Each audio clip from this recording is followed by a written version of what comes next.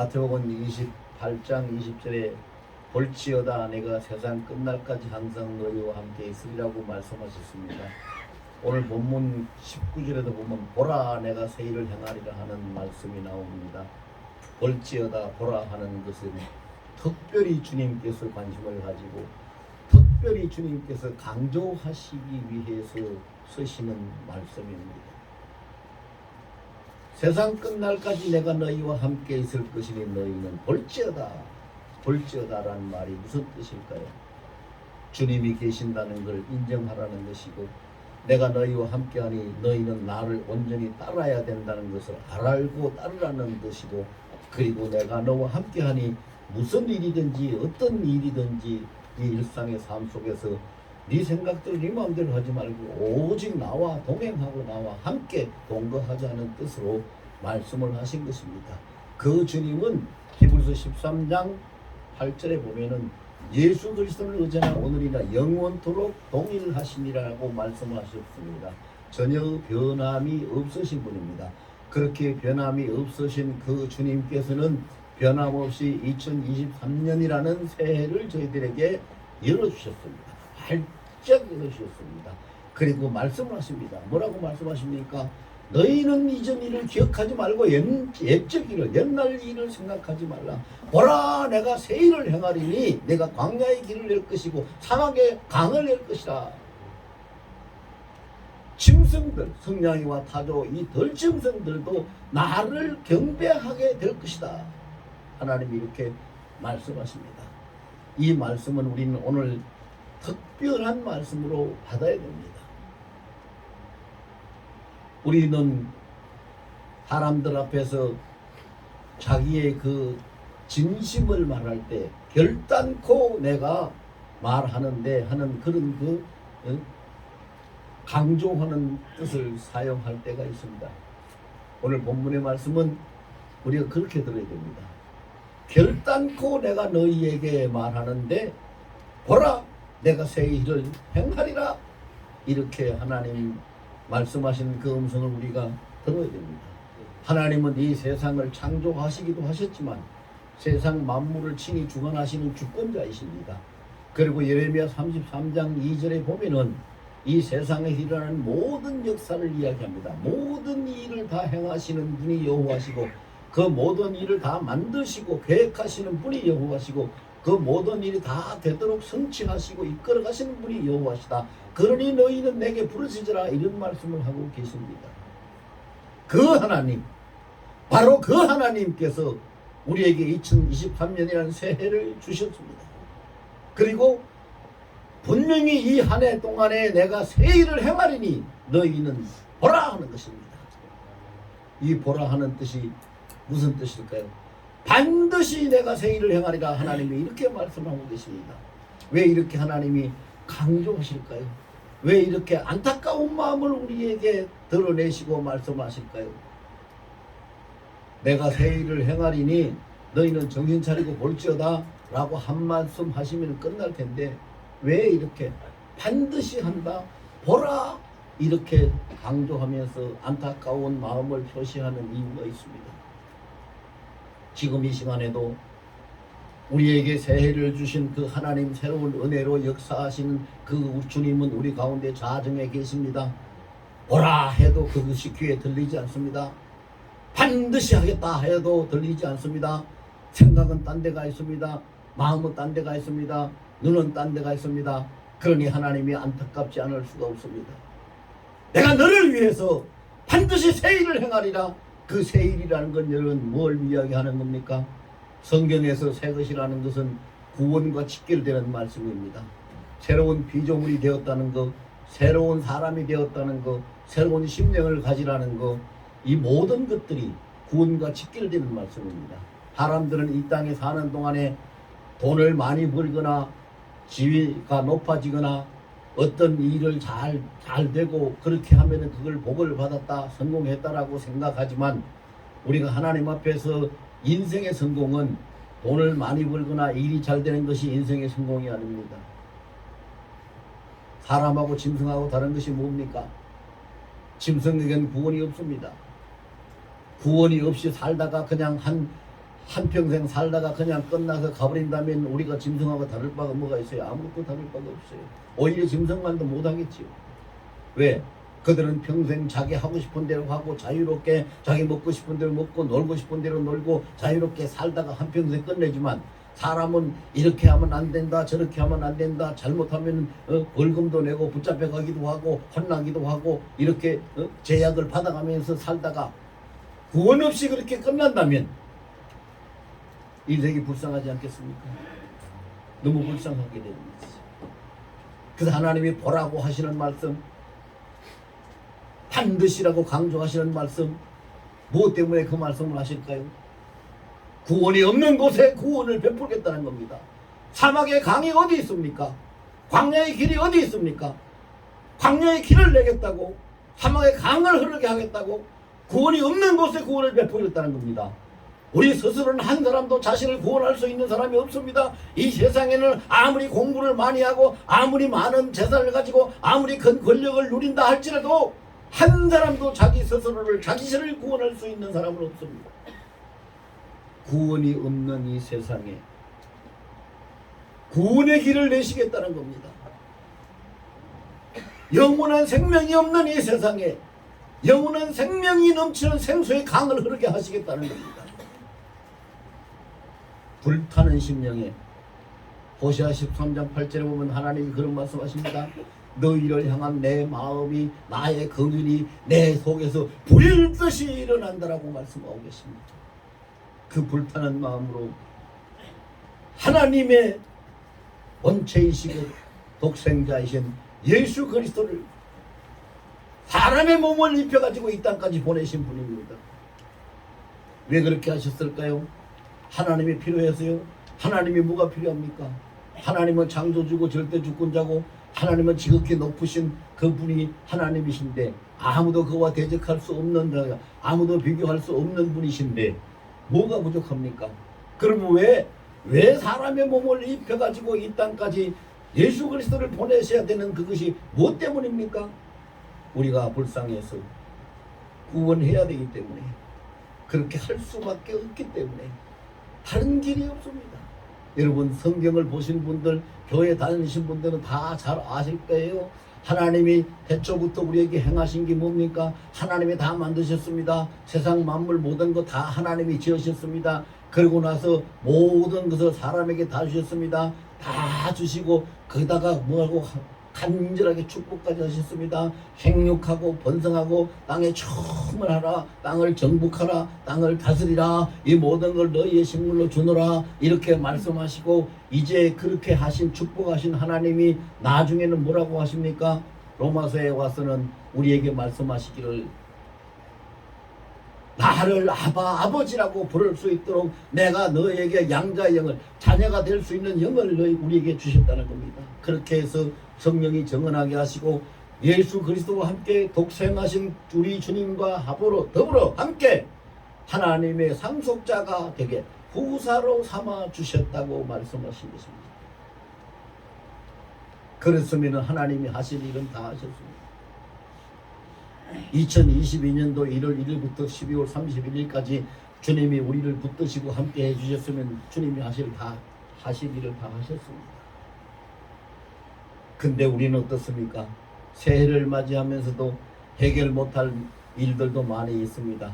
또 정말로 아프고 힘든 어떤 문제들도 남아 있습니다. 그래서 하나님이 그걸 다 아십니다. 보고 계십니다.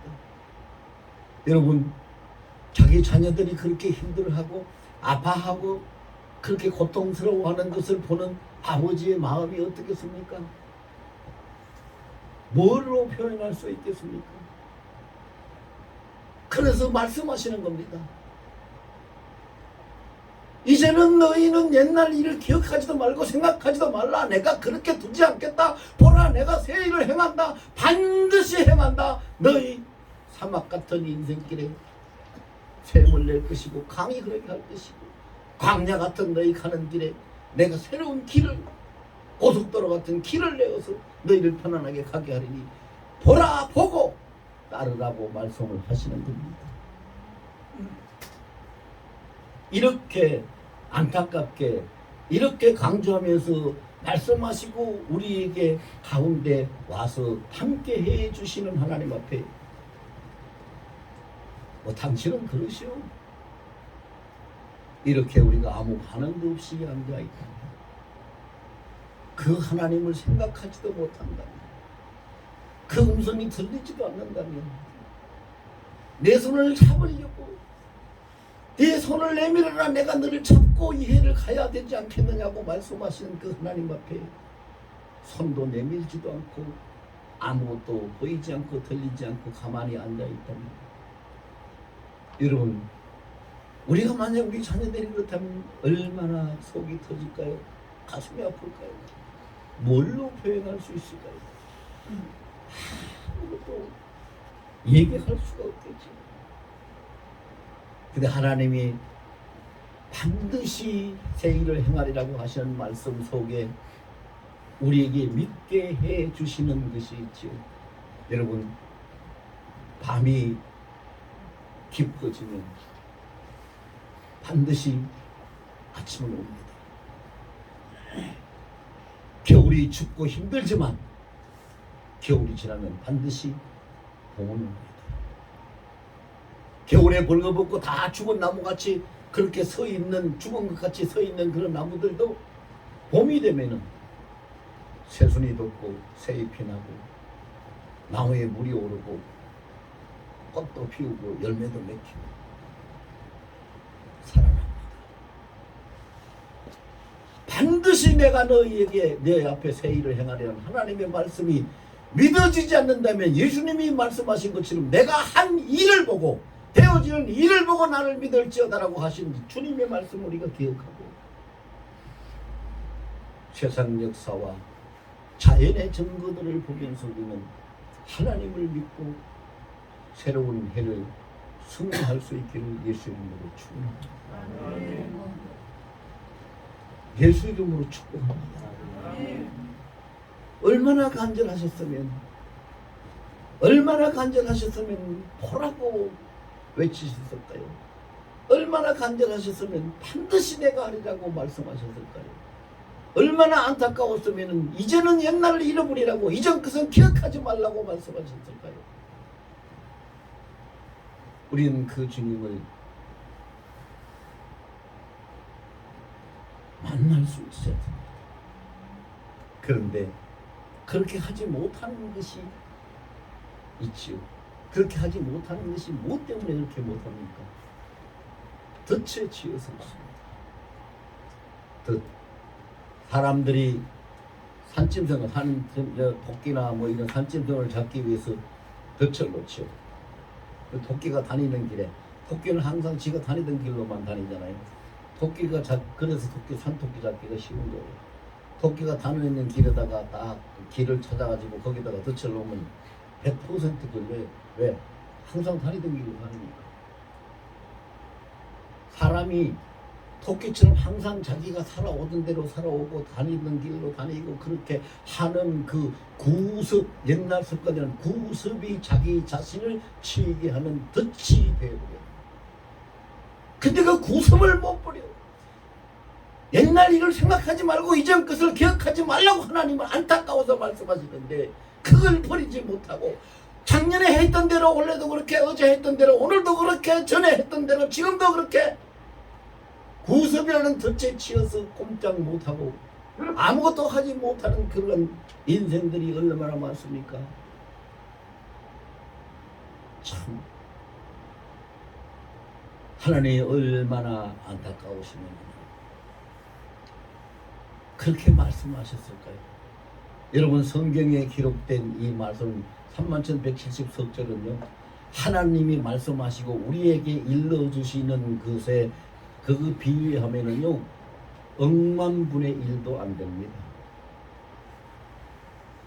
그렇게 작은 분량으로 기록된 성경이 쓸 말이 없어서 그런 말씀을 써놓겠어요? 너무 안타깝기 때문에 하나님의 마음 너무 안타깝기 때문에. 근데 하나님 마음이 왜 그렇게 안타까워요? 왜 하나님이 꼭 그렇게 하시기를 원하실까요? 오늘 본문에 보면은 20절에 보면 그랬어요. 하나님이 뭐라고 말씀하세요? 내가 내 백성을 위해서 마시게 한다. 내 백성을 위해서 한다는 거예요. 하나님 자신을 위해서가 아니요. 이 세상 그 무엇을 위해서도 아니요. 하나님이 택하신 하나님의 백성들 섭니다. 하나님의 자녀들. 그 하나님의 자녀들이 어떤 자녀들입니까? 영원히 죽을 수밖에 없는 죽음의 그 멸망의 구덩이에서 예수 피로 핏값을 지불하고 그들을 건져내신 하나님의 자녀들입니다. 그리고 그 앞에 그들을 하나님의 은혜를 받고 복을 받고 살 수 있게 하시려고 그 모든 인생을 대수술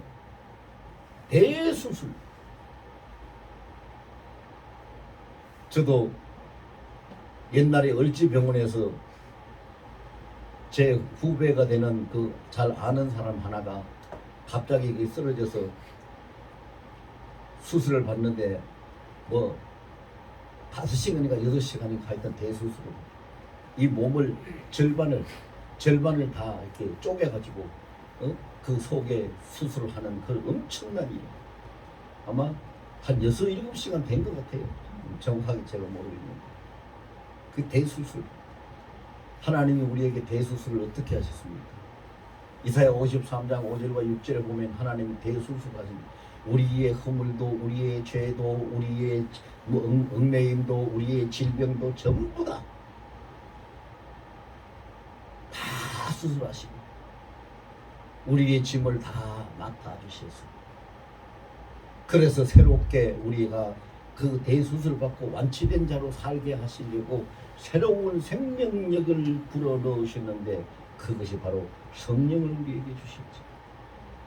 하나님 처음에 우리를 만드실 때도 인간을 만드실 때도 하나님의 생기를 넣어서 살게 하셨고 하나님의 형상을 따라서 만드셨지만 다 죽고 멸망당한 우리를 새로 살리시고 대수술을 해서 회생시키실 때도 예수 그리스도의 피값으로 피를 부어서 우리를 살리시고 그리고 새로운 생명 능력인 성령을 주셨어요. 저는 어릴 때 한 5살쯤 됐을 것 같아요. 아주 어릴 때에 저희 아버님이 굉장히 많이 아파서 밤에 그냥 그때 뭐 병원이 있습니까 뭐가 있습니까 어떻게 할 수 없어. 그냥 사람 그냥 숨이 넘어가는 것처럼 굉장히 아픈 그런 것이 있어요. 밤에 어린 저도 자다가 그냥 온 식구들이 그냥 막 몰려가지고 이거 어떡하냐고 하는 바람에 저도 잠을 깨서 봤어요. 그럴 때 우리 할아버지가 사랑에 갔다가 오시면서 집안에 그러니까 왜 그러냐고 들어오시더라고요. 사랑방으로 들어가셔야 되는데 안방으로 아버지 계신 안방으로 들어오시고 왜 그러냐고. 그리고 우리 할머니가 이 애비가 이렇게 됐다고 그러니까 할아버지가 아무 말씀도 안 하시고 그냥 나가시더라고요. 나가시더니 부엌에 가서 칼을 들고 와서 손가락을 탁 커가지고 그 아버지 입에다가 피를 흘려요. 그래서 아버지가 깨어나셨어요. 그걸 제가 봤어요. 예수님이 십자가에서 피를 왜 흘리셨을까요?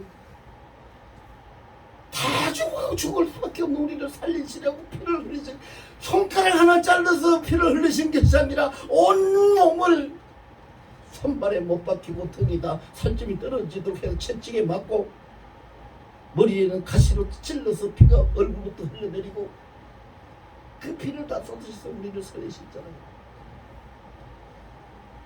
그렇게 했으면 잘 살아야 되는데 죄악에 붙잡혀서 못 살아. 그 죄악에 붙잡힌 것이 무엇 때문에? 태어날 때부터 가지고 나온 그 구습. 그래서 에스겔서 16장 4절 보면 하나님이 그런 말씀하세요. 이스라엘아 이스라엘아 얼마나 애통하시면 그렇게 말씀하실까요? 너희가 너희 모태에서 엄마 뱃속에서 모태에서 나올 때 태풍도 자르지 아니하고 물로 씻지도 아니하고 소금도 치지도 아니하고 지금도 강보에 싸지도 아니했구나. 그게 무슨 말씀이에요? 예수님이 우리를 불러가지고 우리 때문에 십자가에서 다 죄를 대속하시고 우리를 불러내셨는데 불러 나오셔 그 소명을 받고 부르심을 받고 나와가지고도 교회에 몸은 다니는데 탯줄 옛날 죄악의 구섭의 제줄을 죄악의 줄을 자르지 아니하고 물로 씻지 아니했다는 회개도 하지 아니하고 소금을 치지도 않았다는 말씀을 인받지도 아니하고 강보에 싸지도 않았다는 성령의 인도하심과 역사하심도 잊지 못하고 지금 앉아있다는 얘기죠. 그 말씀입니다. 그래도 하나님은 어떻게 하세요? 그래도 내가 세상 끝날까지 너와 함께하리라고 말씀하시고 그래도 내가 너를 위해서 광야에 길을 내고 사막에 강을 내서 마시게 할 거라 너로 먹게 하시라 마시게 할 거라고. 그리고 마지막에는 어떻게 하신다고요? 그 결과는 마지막은 온 세상에 너희가 다 나 여호와를 찬양하게 할 것이라고 너를 나의 영광을 위해서 너희를 지었다고.